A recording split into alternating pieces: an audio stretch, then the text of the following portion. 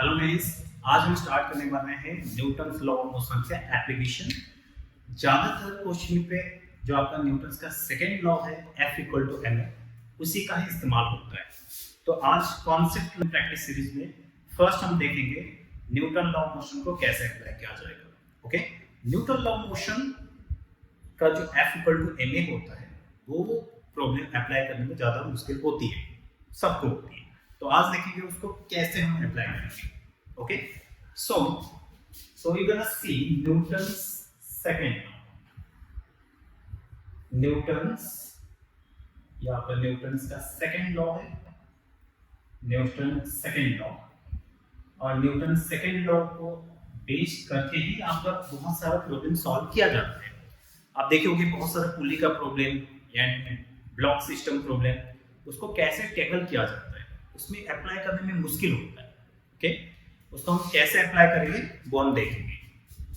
Sir आपको सभी को पता है न्यूटन का जो सेकेंड लॉ होता है वो फॉर्मूला होता है F equal to m a, correct. ये आपका होता है F इक्वल टू एम। तो ये जो F equal to m a होता है ये आपको शायद पता होगा। ये F equal to m a में F क्या होता है, M क्या होता है, A क्या होता है। ये जितना फॉर्मूला सिंपल दिखता है वो इतना है नहीं। Okay, so F equal to m, according to Newton के हिसाब से ये F क्या होता है, ये F होता है एक्सटर्नल फोर्स। ओके, ये आपका F क्या होता है, F आपका एक्सटर्नल फोर्स होता है, नेट एक्सटर्नल फोर्स। तो यहाँ पे ध्यान से देखते रहना, ये जो F होता है ये F होता है आपका net external force on A system. Net external force या होता है net external force on A system. Okay, ये आपका F होता है net external force on A system. यहां पर तीन चीज है, अगर आप ध्यान से देखोगे क्या क्या। जो पहला चीज है that the force should be net force. Okay, second चीज ये एक्सटर्नल फोर्स होना चाहिए, not internal force, it must be external force, correct. And the third one, it should be on a system, ये सिस्टम के ऊपर का force होना चाहिए। यहाँ पर तीन चीज है। ओके, आप जब प्रॉब्लम प्रैक्टिस करेंगे तो इनका वैल्यू आपको समझ में आएगा। ये आपका कोई सिस्टम, किसको सिस्टम मानना है, क्या हम किसी को भी सिस्टम मान सकते हैं क्या, या अपने अकॉर्डिंग आपको सिस्टम मानना है, करेक्ट। तो वो आपका सिस्टम हो गया। वो सिस्टम के ऊपर आपको एक्सटर्नल फोर्स कंसीडर करना है। ये मैं आपको क्यों बता रहा हूँ, क्योंकि ये बार बार होता है, कभी बहुत बार कंफ्यूजन ये आता है। हम किसी को सिस्टम मानते हैं तो उसमें इंटरनल फोर्स को भी कभी कभी एक्सटर्नल फोर्स की तरह ट्रीट कर लेते हैं, उसमें हमारा प्रॉब्लम गलत हो जाता है। ओके, तो आपको ये पता होना चाहिए सिस्टम पे एक्सटर्नल फोर्स कौन सा है, और that should be net force. उसमें एक से ज्यादा फोर्स भी हो सकता है, तो आपको नेट फोर्स कंसीडर करना है। ये आपको ध्यान होना चाहिए। ये आपका नेट एक्सटर्नल फोर्स, उसमें आपका कॉन्सेप्ट में क्लैरिटी बढ़ता है, और हम जब क्वेश्चन को अप्लाई करेंगे तो इस चीज का ध्यान रखेंगे। हम एक साथ करेंगे इसमें दो तीन प्रॉब्लम, बेसिक प्रॉब्लम, जिसमें आपका क्वेश्चन आप नेक्स्ट लेवल का क्वेश्चन आप सॉल्व कर सकते हो। Okay, correct. नेक्स्ट आपका क्या है, ये मास। ये m क्या है, m आपका मास है। किसका मास है, सिस्टम का। क्योंकि आप सिस्टम, जो सिस्टम आप चूज किए हो उसी सिस्टम के ऊपर आप नेट फोर्स निकाल दो, तो मास भी उसी सिस्टम का होना चाहिए। Okay, so m should be mass of the system. m आपका मास ऑफ द सिस्टम है। Okay, correct. What about acceleration? What about A? I mean, so A आपका क्या हो जाएगा, A आपका acceleration, ठीक है। A आपका हो जाएगा acceleration, A आपका हो जाएगा acceleration। किसका acceleration, सिस्टम का। क्या, लेकिन न्यूटन ने ऐसा नहीं बोला था सिस्टम का acceleration। एग्जैक्ट डेफिनेशन है, this is the acceleration of the center of mass, of the center of mass of the system, of the center of mass of the system. Okay तो Newton के according जो formula होता है आपका F equal to ma, वहां पर a क्या होता है, a एक्सेलरेशन ही होता है, बट ये एक्सेलरेशन किसका, क्या पूरा सिस्टम का हो भी सकता है, पर एग्जैक्ट डेफिनेशन है this is the acceleration of the centre of mass of the system. आप जिसको सिस्टम मान है उसका जहां पर सेंटर ऑफ मास होगा उसी का एक्सेलरेशन a है। फॉर एग्जांपल ये आपको दिख रहा है, ये मार्कर राइट, ये आपका मार्कर दिख रहा है राइट, ये मार्कर का सेंटर ऑफ मास कहाँ है, लगभग उसके सेंटर पे, यहाँ बीच पे कोई सेंटर पे होगा राइट। तो अगर आप फोर्स देते हो F, अगर इसका मास होता है, ये पूरा मार्कर का मास होता है M, जो एक्सेलरेशन होगा वो सिर्फ सेंटर ऑफ मास का होगा। ओके सेंटर ऑफ मास आपका एक चैप्टर में डिफाइन किया गया है रिजिड बॉडी डायनामिक्स, तो इस सेंटर ऑफ मास का एक्सेलरेशन होना चाहिए। ओके सो F आपका net external force on the system, ये M आपका मास ऑफ द सिस्टम होना चाहिए, और एक्सेलरेशन ऑफ द, यहाँ पर नोट डाउन करने की बारी है कि ये सेंटर ऑफ मास का होना चाहिए, the acceleration must be the centre of mass of the system. Okay acceleration should be centre of mass का एक्सेलरेशन होना चाहिए, करेक्ट। तो ये आपका F equal to ma, normally क्या होता है हम बार बार पढ़ते हैं F equal to ma, F equal to ma, इस आपको डिटेल्स पता होना चाहिए, F क्या है, M क्या है, A क्या है, तभी आप प्रॉब्लम को टैकल कर पाओगे। ओके सो ऐसा नहीं कि कोई भी फोर्स, कोई भी मास, कोई भी एक्सेलरेशन, एग्जैक्ट डेफिनेशन एक्चुअली ये होता है।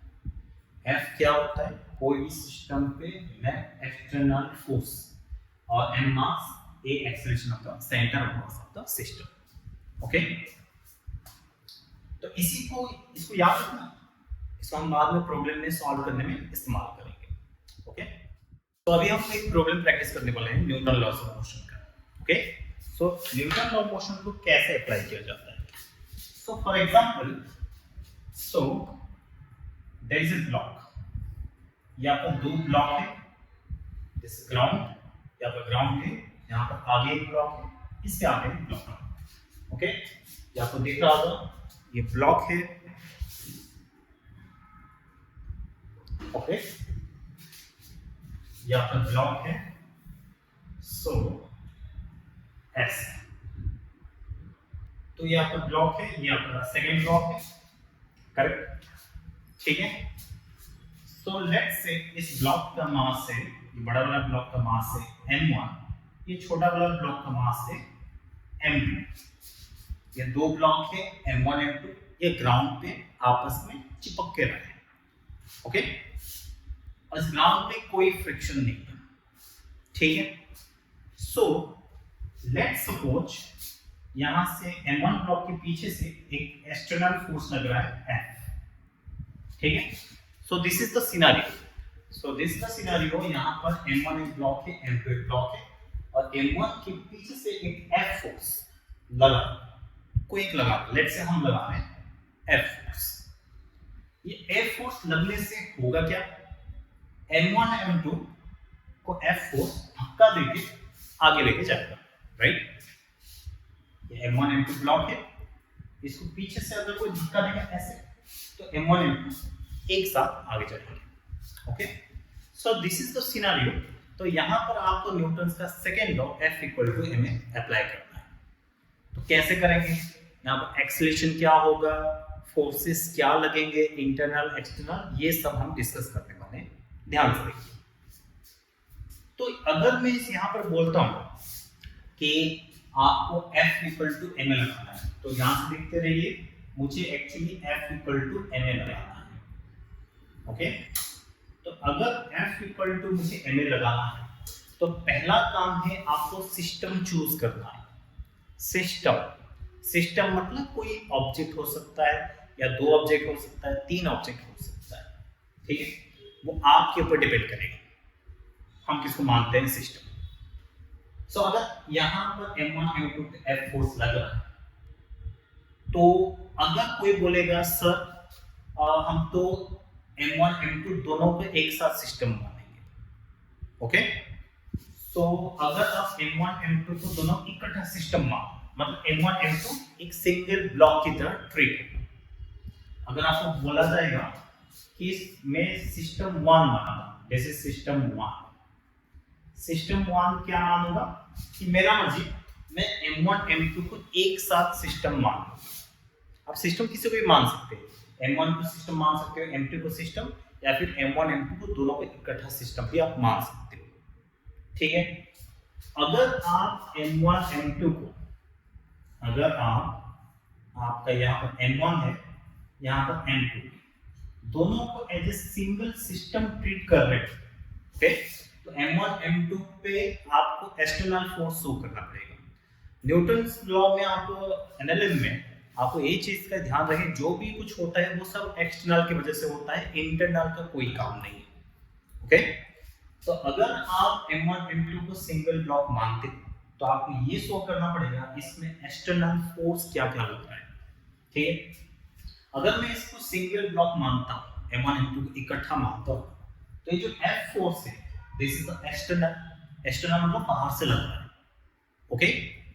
तो यहां पर एक F फोर्स लग रहा है, बहुत बढ़िया, F फोर्स लग रहा है। और क्या क्या फोर्स लग रहा है? क्या mg लगेगा? बिल्कुल, कोई भी ऑब्जेक्ट पे ग्रेविटी अपने तरफ फोर्स खींचता है, that is vertically down, okay. तो m1 पे नीचे की तरफ एक फोर्स लगेगा, that is m1g, mg is the gravitational pull या ग्रेविटेशनल फोर्स, वो हमेशा एक्ट करता है। m2 के ऊपर ग्रेविटेशनल फोर्स लगेगा, दैट इज m2g, करेक्ट। और यहाँ पर ये इसको कंप्रेस करेगा तो जमीन इसको नॉर्मल देगा, ओके, नॉर्मल ऊपर की तरफ, दैट इज n1, यहाँ पर नॉर्मल n2। ये जो n1 है, ये जो ग्राउंड है m1 को दे रहा है नॉर्मल फोर्स n1, और ये जो ग्राउंड है m2 को नॉर्मल फोर्स दे रहा है, दैट इज योर n2, ठीक है। आपको बेसिक पता होगा, कोई एक ऐसे ऑब्जेक्ट होता है, तो कोई m मास का ऑब्जेक्ट होता है, तो अगर इसका फ्री बॉडी डायग्राम बनाते हैं तो m मास को आपका ग्रेविटी नीचे की तरफ पुल करता है, दैट इज mg से। ये पुल होने की वजह से ये ऑब्जेक्ट ग्राउंड को प्रेस करता है, as a reaction, not reaction, ground को प्रेस करता है, तो ग्राउंड इसको ऊपर की तरफ नॉर्मल लगाता है। ये बेसिक है, आपको शायद पता हो, ओके। सो यहाँ पर आप देख सकते हो M1 M2 ब्लॉक है, यहाँ पर F फोर्स लग रहा है, M1g M2g N1 N2, ये सब एक्सटर्नल फोर्स हो गया, करेक्ट। अगर आपको कोई बोलेगा कि नहीं सर M1 को ही मैं सिस्टम मानूंगा, सिर्फ M1 को सिस्टम मानूंगा, ओके। अगर मैं M1 को सिस्टम मानता हूं तो M1 को ब्लॉक बना देते हैं, M1 का ब्लॉक बना देते हैं ऐसे, करेक्ट। तो M1 पे देखेंगे क्या क्या फोर्स लग रहा है, पहले देखते हैं। अगर M1 को देखेंगे, M1 का लेफ्ट हैंड साइड में क्या लग रहा है, ये वाला F फोर्स, तो M1 के लेफ्ट हैंड साइड में ये वाला फोर्स F लग रहा है, बहुत बढ़िया। और क्या लग रहा है, M1 को ग्रेविटी अपनी तरफ से पुल करेगा, तो M1 को ग्रेविटी अपनी तरफ से पुल करेगा तो M1g लगेगा, करेक्ट, अपनी तरफ से पुल करेगा तो M1g लगेगा, राइट। और ग्राउंड उसको, ये ग्राउंड को कंप्रेस कर रहा है, तो ग्राउंड उसको ऊपर की तरफ क्या लगाएगा, ग्राउंड उसको ऊपर की तरफ नॉर्मल लगाएगा, ओके। ये left hand side gravity normal. क्या इतना काफी है? नहीं, यहां पर ध्यान से देखिए, इसमें बड़ा कंफ्यूजन आता है। ये जब M1 M2 को एक साथ लेकर जा रहा है ऐसे, M1 के ऊपर हम फोर्स डालते हैं, तो M1 M2 साथ में जाएंगे, राइट। अगर M1 M2 साथ में जाएंगे तो M1 M2 को कंप्रेस करके जाएगा, मगर इसको धक्का देगा, ऐसे धक्का देके जाएगा। तो अगर धक्का देगा तो दोनों के बीच में कंप्रेशन होगा ना, M1 M2 कंप्रेस होके, मतलब दिखता नहीं है कंप्रेस, कंप्रेशन ऐसे दिखता नहीं कि स्क्वीज जैसे हो जाएगा वैसे, बट दोनों कॉम्प्रेस होके ऐसे जाएंगे, धक्का देके जाएंगे, मतलब होगा कॉम्प्रेशन। अगर कॉम्प्रेशन हो रहा है तो यहाँ पर जो फोर्स लगेगा, एक कॉम्प्रेसिव फोर्स लगेगा, उसको हम C बोल रहे हैं। और compressive force always towards the body, compressive force is always towards the body, हमेशा अंदर की बॉडी के अंदर compressive force is always towards the body, क्योंकि इसमें यहाँ पर ये वाला सरफेस पे हो रहा है कॉम्प्रेशन, तो यहाँ पर कॉम्प्रेशन हो रहा है तो इस पे कॉम्प्रेसिव फोर्स लगेगा, and compressive force is always towards the body की तरफ लगेगा। ओके, ये जानने का तरीका है, मतलब कभी भी कहीं पर कॉम्प्रेशन हो रहा है तो समझ लेना वहां पर जो फोर्स लगेगा, एक्सटर्नल फोर्स जो लगेगा, दैट इज कॉम्प्रेसिव, बॉडी की तरफ। ठीक है, नेक्स्ट अगर M2 का ब्लॉक देखेंगे, M2 का, तो M2 का देखेंगे तो यहां पर बड़ा कंफ्यूजन आता है भैया। हम करते क्या है, क्या ये जो F, ज्यादातर लोग यही सोचते हैं कि जो, मैं भी ऐसे सोचता था क्लास 12 में, कि जो F फोर्स एक्सटर्नल लग रहा है, क्या ये F फोर्स M2 पे भी लगाऊंगा? आंसर है नहीं, क्योंकि ये F फोर्स सिर्फ M1 पे टच हो रहा है, तो ये F फोर्स सिर्फ M1 पे ही लगेगा। M2 के ऊपर आप ट्रांसफर नहीं करने वाले, F को ट्रांसफर करके M2 में मत लगा देना। ओके, ये गलती होता है। तो फिर क्या, अब यहाँ पर हो रहा है कॉम्प्रेशन, तो यहाँ पर ये अगर साथ में जा रहे हैं तो यहाँ पर कॉम्प्रेशन होगा, तो अगर कॉम्प्रेशन होगा तो इसके ऊपर कॉम्प्रेसिव फोर्स लगेगा C, ये वाला जो C है इसी सरफेस पे आ रहा है, तो ये एक्शन रिएक्शन पे आएगा। तो सिंपल ये कर सकते हो कि M2 पे हो रहा है क्या भैया, compression, compressive force towards the body, compressive force towards the body. ठीक है, और क्या फोर्स लग रहा है, यहाँ पर नीचे की तरफ M2G लग रहा है, और जमीन उसको ऊपर की तरफ एक नॉर्मल लगाना है, इसको कुछ अलग नॉर्मल एन डैश मान लेते हैं, और इसका राइट हैंड साइड पे तो कुछ नहीं, राइट हैंड साइड पे कुछ। ठीक है,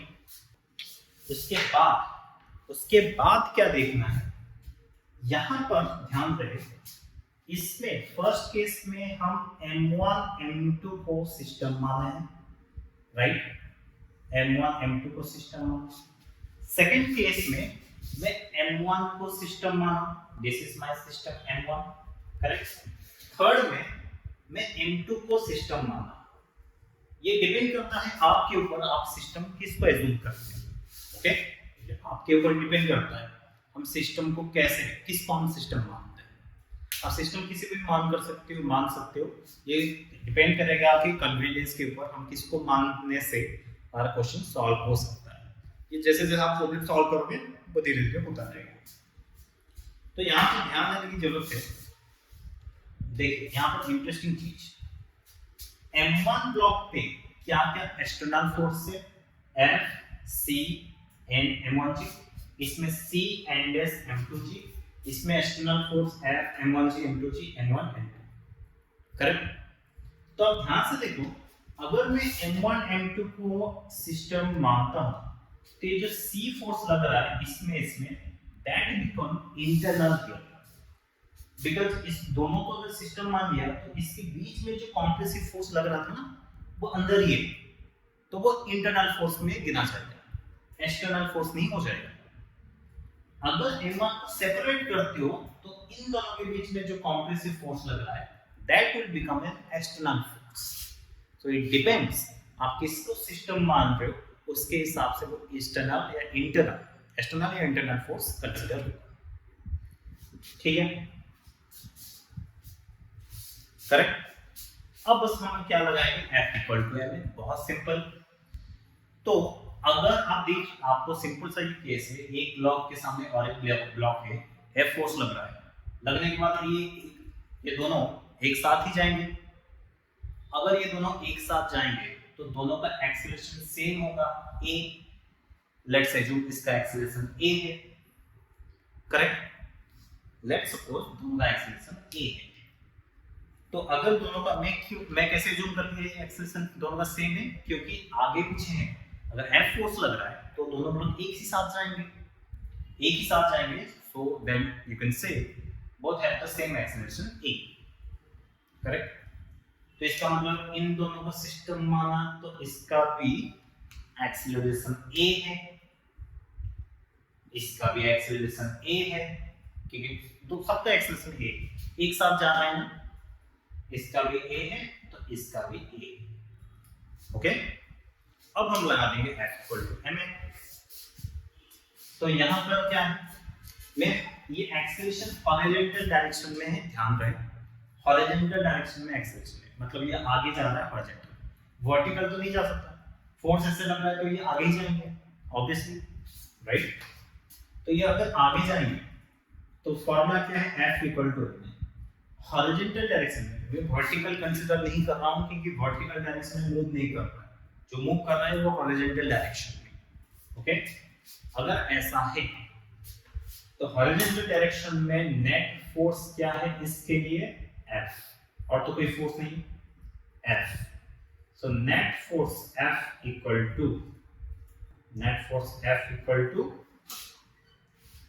क्या हो जाएगा, F = मास, सिस्टम का मास।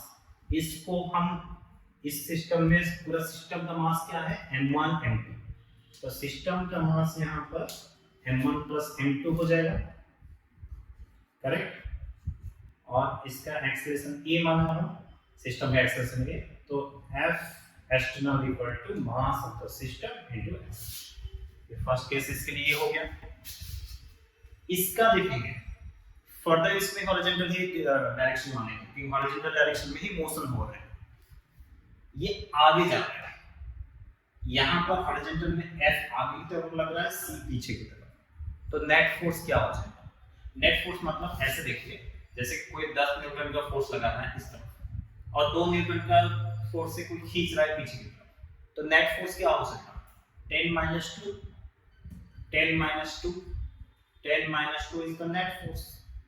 सिमिलरली ये F है, C है, ये आगे की तरफ जा रहा है, तो ऑब्वियसली F को बड़ा होना पड़ेगा, C को छोटा होना पड़ेगा, तभी तो ये आगे जाएगा, ओके। तो यहाँ पर नेट फोर्स हो जाएगा आपका F - C, F - C is the net force. So net force = mass of the system. अगर इसको सिस्टम माना, इसका मास कितना है, m1, और इसका एक्सेलरेशन सेम A है, ओके। अगर इस केस में देखेंगे हॉरिजॉन्टल डायरेक्शन में एक ही फोर्स लग रहा है, दैट इज C, तो C is the external force F, मास है m2 और एक्सेलरेशन है आपका A, ठीक है। सो फॉर दिस सिस्टम अगर इसको कंसीडर करोगे तो आपका ये आ जाएगा F = में, ये वाला सिस्टम कंसीडर करोगे तो ये F = में, और ये वाला सिस्टम आप कंसीडर करोगे तो this is F = F, net external = mass into acceleration.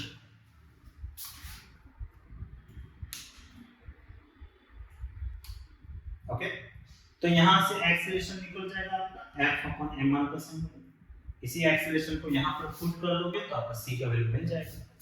तो इंटरनल फोर्स भी कंसीडर आप निकाल सकते हो, ओके।